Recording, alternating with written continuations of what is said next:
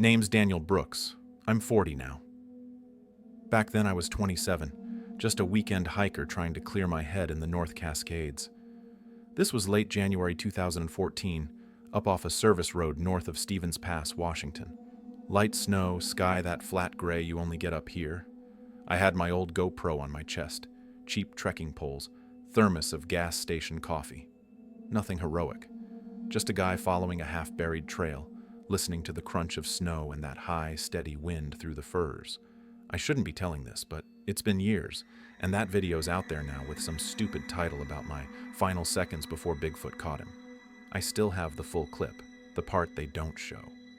What I remember most isn't the fear, it's the smell, wet fur and metal, right before the whiteout, right before I realized Bigfoot was just as trapped in that storm as I was. I'm sitting at this little laminate table, laptop glow on my hands, listening to the radiator knock. Snow's starting again outside. Different town, same kind of cold. November 2024 now, 10 years gone, and I'm in Spokane in a studio apartment where the fridge hums louder than the traffic through double-pane glass. A buddy from work sent me the link last year. Hiker's final seconds before Bigfoot caught him will shock you. That's my chest camera footage they're talking about. My heavy breathing, my swearing, the way the snow goes sideways. Then it cuts right before you'd actually see anything. Of course it does. Back in 2014, when this happened, I didn't care about Bigfoot. I knew the word from radio shows and those late-night guys talking about Sasquatch sign between ad breaks for truck bed liners and testosterone pills. I'd roll my eyes. Bigfoot was a punchline, not something you prepared for. Something your uncle talked about after his third beer at Thanksgiving while the women cleaned dishes and pretended not to listen. Now I keep the real SD card in an old coffee tin above the fridge. I check that tin more than I check the locks, and still, some nights I hear those last 3 knocks in my head. Clean and deliberate.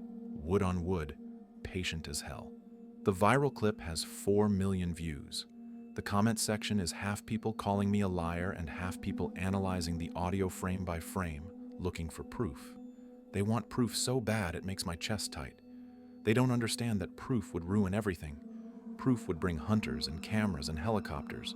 Proof would mean I failed to protect the one thing that saved my life. So I sit here in the glow of my laptop, reading strangers argue about whether Bigfoot is real, and I say nothing. I'm good at that now. I was just a line cook then, burning omelets at a roadside diner off Highway 2. On my days off, I'd drive up early, park where the plows stopped, and hike until my legs stopped buzzing. I wasn't chasing anything. I was just trying not to think about my dad dying the year before. Lung cancer. 58 years old. He'd smoked Marlboros since he was 14 and acted surprised when his chest started filling with fluid. That morning, the cook's clock said 6:10. I remember because the second hand ticked loud, louder than the chatter from the morning regulars. I ate pancakes too fast, syrup sticking in my beard. The waitress, Marie, leaned on the counter and said, "You going up the pass again, Danny? Careful. They're talking blizzard later." Some guy in a camo hat laughed from his booth and said, "Maybe you'll see that Bigfoot they're always crying about on the AM station." His buddies chuckled. One of them made a whoop sound, trying to mimic the calls those researchers do. It sounded more like a drunk owl. I shrugged. "If Bigfoot wants my trail mix, he can have it," I said. The whole table laughed. I didn't believe any of it.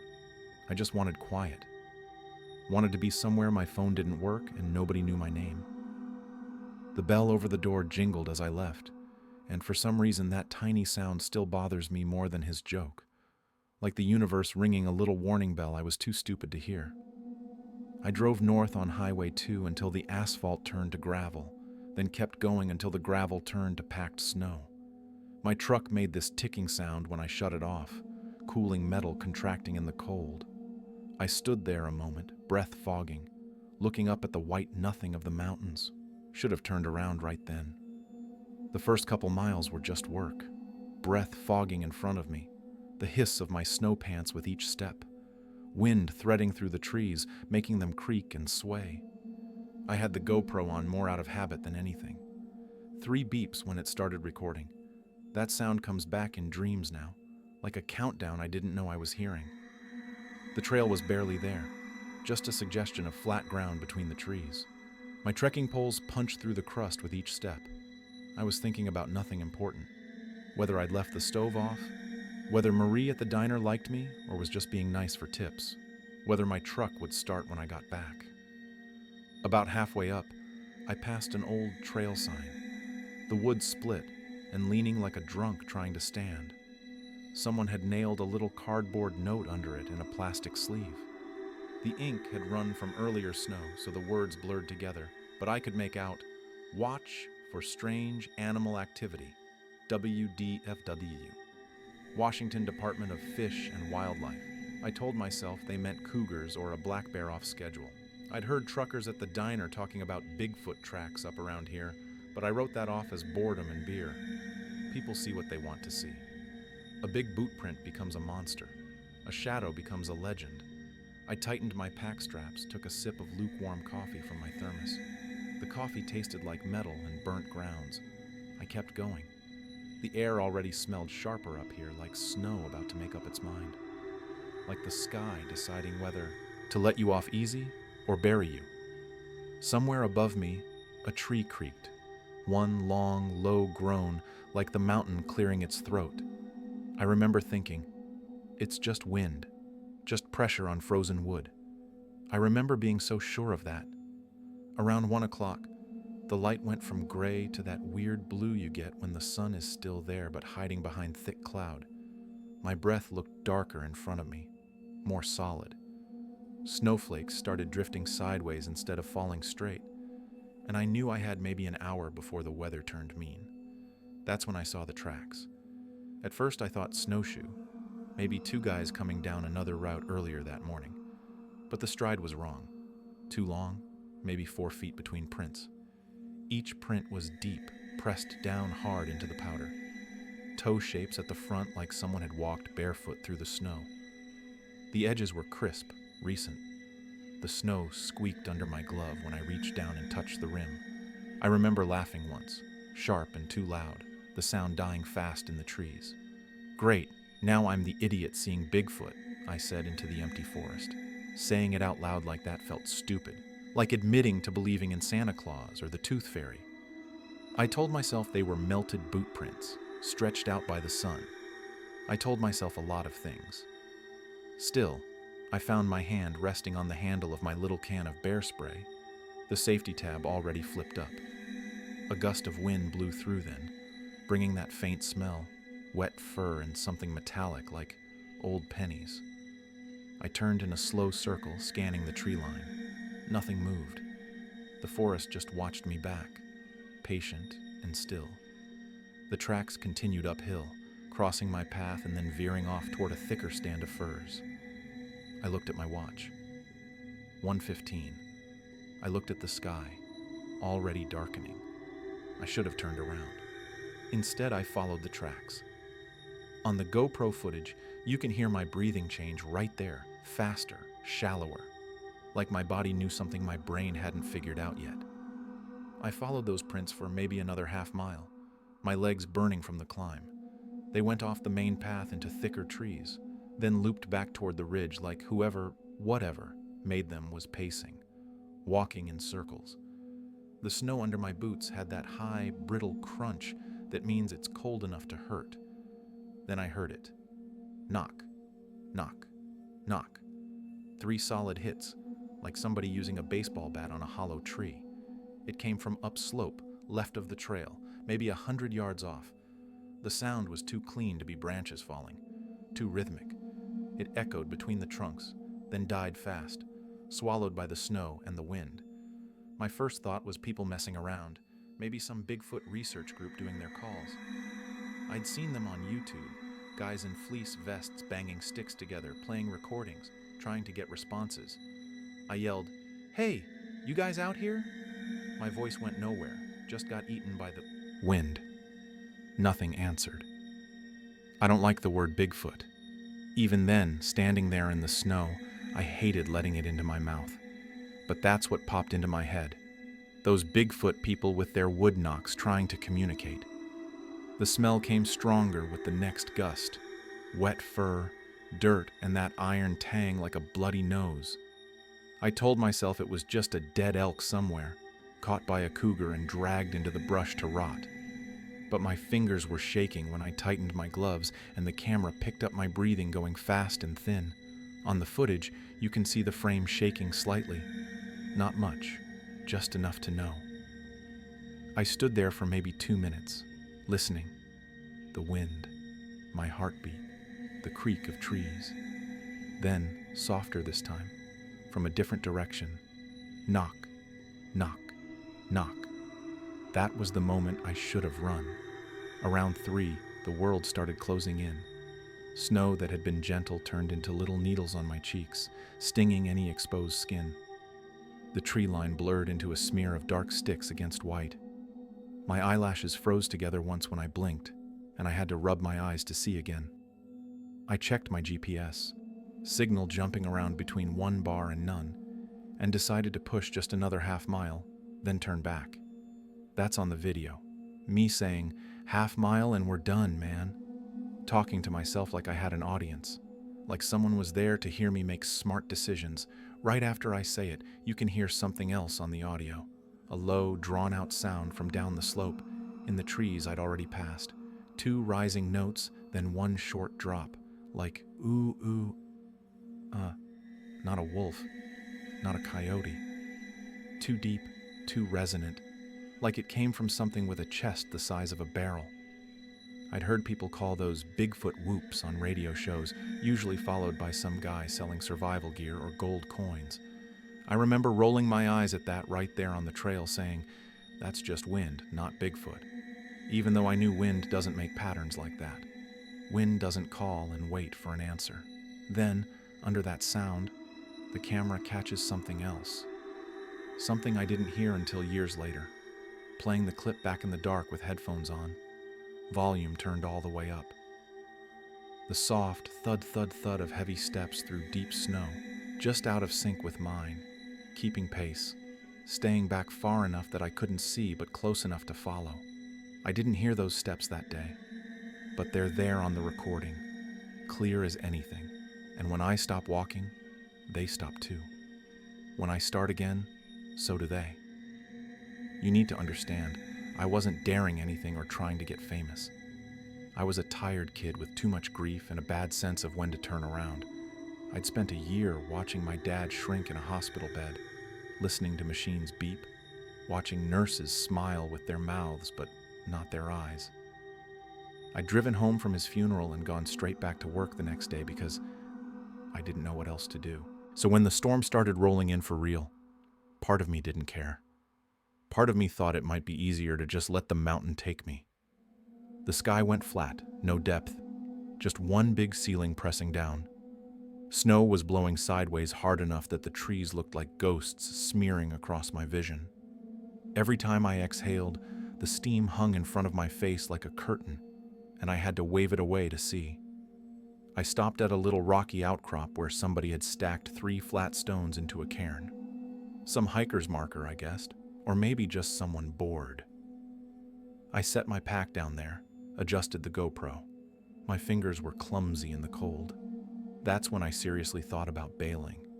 The video catches me muttering, "Storm's kicking. Don't be stupid, Brooks."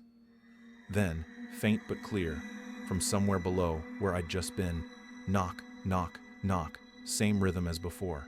Patient, deliberate. I whispered, so quiet the mic almost misses it. Bigfoot people, right? Just nuts playing games. But the word felt wrong in my mouth, like biting foil. Like saying something sacred in a place you're not supposed to.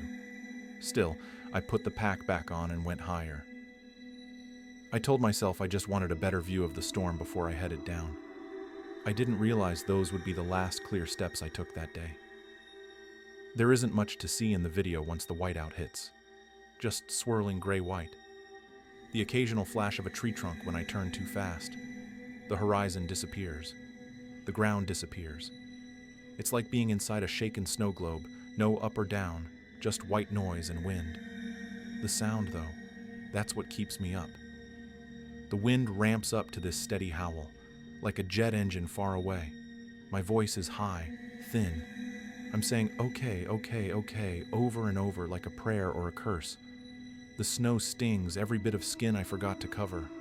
My beard freezes stiff against my neck. Somewhere in all that, I lose the trail. You can hear the change in the snow under my boots. No more packed path, just deep, uneven crunches where I'm breaking through crust into powder underneath. I call out, "Hello? Anybody up here?" My words blow straight back into my face, and I taste copper in the back of my throat. I remember thinking, real clear through the panic, this is how people die. Not from monsters, not from Bigfoot, from bad choices and pride and not turning around when you should. Then, under the wind, there's this rhythmic sound, thud, thud, thud off to my right. Not the neat 3 knocks now, but something heavy moving through deep snow, keeping pace with me, matching my steps. I whisper, so quiet the mic almost misses it. "If that's you, Bigfoot, I get it, man. I'm lost too." I didn't realize I'd said that out loud until I heard it years later, sitting in my apartment with the lights off, listening to my own voice crack on the word lost. On the video, the wind howls, my breathing spikes, and those heavy steps come closer. The part everybody uses online is, "Quick, maybe 15 seconds. That's why they call it final seconds, like I died up there." I didn't. But something ended in that moment, and something else began. The video shows my foot slipping on a buried rock. Everything tilts sideways. The camera slams into snow and ice. All you see is a close-up of powder and ice crystals, lit blue-gray by the stormlight. You hear me swear, "Shit, shit, shit." Then my breathing spikes, fast and panicked. That's when you hear the steps. Clear now, no question. Heavy, deliberate. Snow compacting with each one. Thud squeak, thud squeak. They come right up behind me while I'm on my knees, trying to get one snowshoe back under my boot, my fingers too numb to work the binding. I remember a shadow falling over me, darker than the storm, blocking the wind for just a second. My own voice on the clip is small, childlike. "Hey, hey, I'm cool, I'm cool." Like I'm soothing a dog, trying to sound calm while my heart slams against my ribs. Then a hand, too big to make sense of in that moment, fingers like branches wrapped in dark fur, closes on the back strap of my pack and hauls me upright. Not gentle, but not trying to hurt me either. Just efficient. The way you'd pick up a child who'd fallen. The GoPro jerks hard. You get half a frame of dark matted hair and the curve of something like a shoulder before the angle swings away. On the audio, over the wind, there's a noise I feel more than hear. A low, chest-deep huff, like someone bracing under a heavy lift. I don't care what anyone calls it. To me, that was Bigfoot catching me before I disappeared in that storm. That was Bigfoot deciding I was worth saving. The part nobody sees online comes after the click where the viral clip cuts. That's the part I won't upload. That's the part I keep in the coffee tin with the full SD card, locked away like evidence of something I can't quite name. Bigfoot. Yeah, I'll say it straight now. Half dragged, half pushed me downhill. My boots slid more than walked. We moved fast, and I remember thinking through the shock and cold that he knew exactly where he was going. No hesitation, no stopping to check direction. We ended up in this tight stand of firs where the wind broke, the snow falling more vertical again instead of sideways. The camera angle is bad, mostly my chest, some tree trunks, a blur of dark shape off to the left whenever I turn my head. I remember the smell strongest here.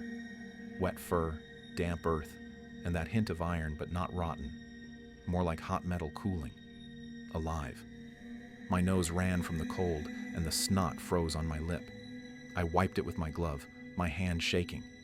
Bigfoot stood just inside the line of trees between me and the full force of the wind, not looming over me, not aggressive, just there. A wall of muscle and fur, breathing steady while I gasped and shivered. At one point you hear branches snap and a soft whump as snow falls off a limb overhead. I flinch hard on the video. You can see the camera shake.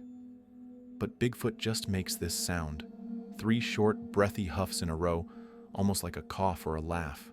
Not mocking. More like reassurance, maybe.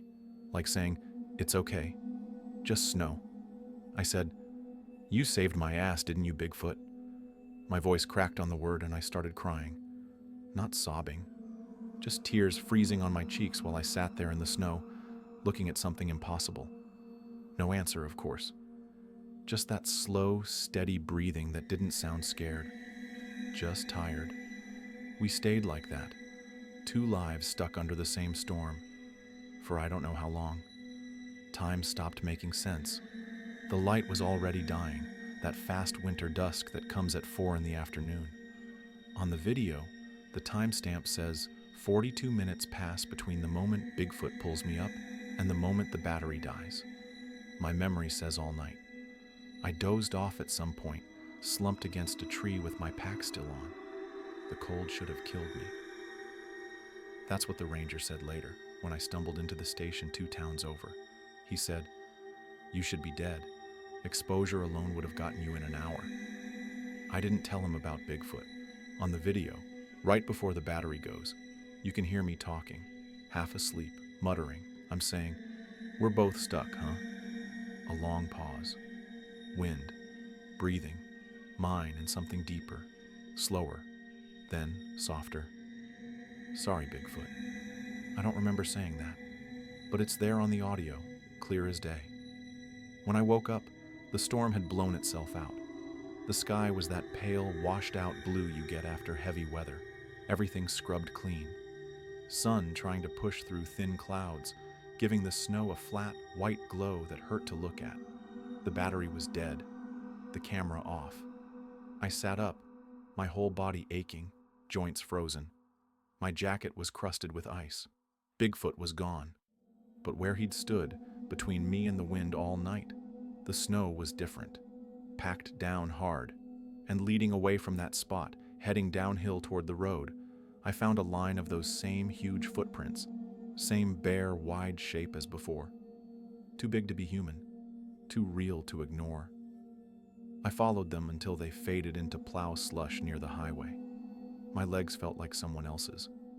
Part of me wanted to shout after him, like calling after a stranger who helped change your tire and then drove off before you could say thank you properly. But the forest was silent, and I was alone again. After that, life kept happening. Jobs, rent, bad relationships. But something in me stayed on that mountain. I moved closer to Spokane, told people it was for work, better job market, lower cost of living. Truth was, I didn't want to be that close to the Cascades anymore. The tree line in my rear view felt like eyes watching me leave. I cut the viral part of the video for a friend who did editing, told him, just the fall and the snow, none of the weird sounds after. He was the one who leaked it, posted it to some cryptid forum for laughs, and it spread from there. Now there are whole channels arguing if that's a real Bigfoot catch clip or some guy's buddy in a suit yanking him around for views. Every time someone says, "Obviously fake, no Bigfoot there," a part of me is relieved. Keeps him safe. Keeps me from having to testify. Keeps hunters with rifles and camera crews out of those woods. But nights are the worst. I'll be half asleep, fridge humming, the streetlight leaking this pale orange into the room, and suddenly I'm there again, hearing it. Knock, knock, knock. Always 3. In my head, on the wall, in the pipes. I get up, check the door, check the coffee tin with the SD card. I tell myself it's just old pipes expanding, just memory playing tricks, not Bigfoot tapping on the edges of my life, reminding me he's still out there. Still, I keep a snow-dusted pair of boots by the door I don't wear anymore, the ones I had on that day. They're stiff with old ice and dirt, laces still frozen in the knots I tied 10 years ago. Like some part of me is waiting to go back up there. Like some part of me never left. I don't talk about this. Not to therapists, not to girlfriends who ask why I don't camp anymore. I just say I got lost once and it spooked me. They never push. People don't really want to know. So that's it. That's what those final seconds on YouTube come from. People message me sometimes, call me a liar, ask for the uncut footage. A few beg me to share it so they can Prove Bigfoot once and for all. I don't think they understand. Proof isn't the point anymore. On the full audio, the part only I play, late at night when I can't sleep, right before the battery dies, you can hear me mumble something half in a dream. It took me a long time to figure out the words. I'm saying, "We're both stuck, huh?" Then softer. "Sorry, Bigfoot." Like I'm apologizing for showing up in his storm, for being one more human blundering through his home with cameras and noise and fear. These days, when I say the word Bigfoot, I don't picture the cartoon on t-shirts or the monster on TV specials. I picture a shape in a blizzard, holding a stupid kid upright so he doesn't vanish. I picture shared breath in cold air. I picture patience I didn't deserve. I'm not going to upload that part, not because I'm scared of people calling me crazy, because I'm protective, I guess, toward him, toward who I was up there in the snow, small and lost and saved by something I'd spent my whole life dismissing. Outside right now, the wind hits the building just right, and the wall gives a little shudder. The radiator ticks as it cools. Somewhere down the hall, a door closes soft. In that tiny silence after, I swear I still hear it. Far off and patient, like a memory I can't shake, like a promise I never made but keep anyway. Knock, knock, knock. I close my laptop, check the coffee tin one more time.